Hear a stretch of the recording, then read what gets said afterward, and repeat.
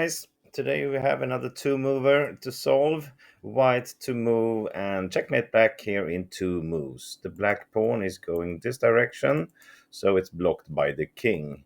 And as you see, the black king cannot really move anywhere.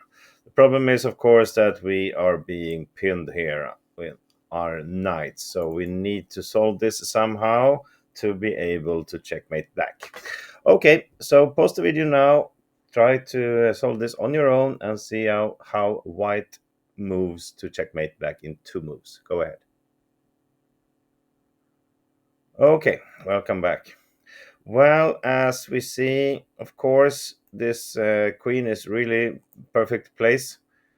There's no point in moving it somewhere. That will just allow black to get his king away, and we cannot checkmate in two moves.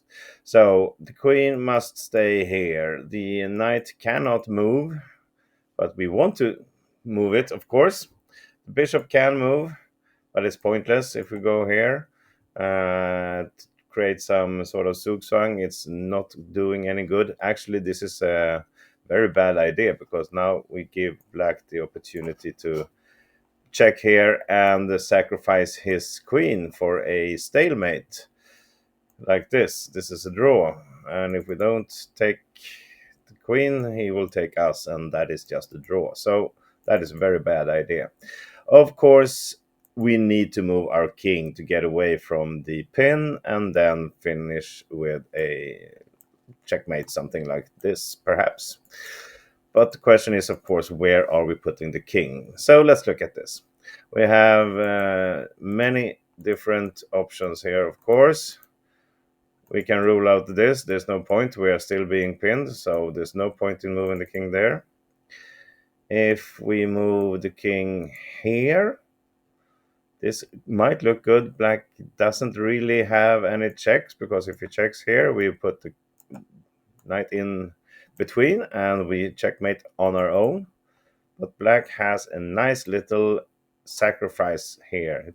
He plays queen e3 and is now still pinning our knight, and if we take, he will escape with his king for a few more moves. So there's no checkmate in two moves there.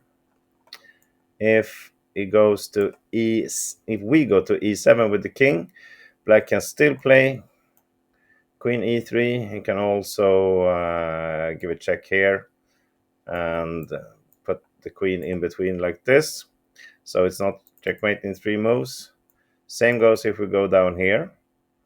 He will check here, and when we move our knight and free the bishop check here, black will still be able to put the queen in between, and he will then be checkmated in three moves and not two.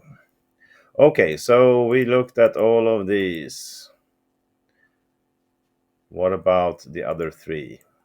If we go here, seems like it's a good idea. If there's a check here, we can put the knight in between with a checkmate. If the check comes here, we will do this with a checkmate. But black will not checkmate us. Instead, he will move the queen to b6 and still pin our knight, which means we cannot move it and we cannot checkmate. And the same goes if we play to the king here to g6. He can also check. He can play here and pin our knight. But actually, he will instead do something like this, because now we cannot even put our knight in between, and then he will sacrifice the queen later on for a stalemate. So, correct move then. Here it comes. It's only this little square left. King to g7 is the correct key move here. We will checkmate in the next move. And as you see, if black checks here in this diagonal, either on c3 or b2, we will simply just move our knight to d4 and give a checkmate like this. And if he tries to check here, it really doesn't matter, because we will put our knight in between, and when we do that, we release the check here and we get an extra check from the knight, so black cannot put anything in between. and the king cannot move, so this is a checkmate. And I don't know if there's anything else we should look at. I mean, sacrificing the queen will just mean we take it, and this is a checkmate. So we have to find the beautiful move of king g7 to solve this little puzzle. And I hope you all managed to do just that. Thank you for watching this video. I'll see you again tomorrow for something else. Bye bye till then.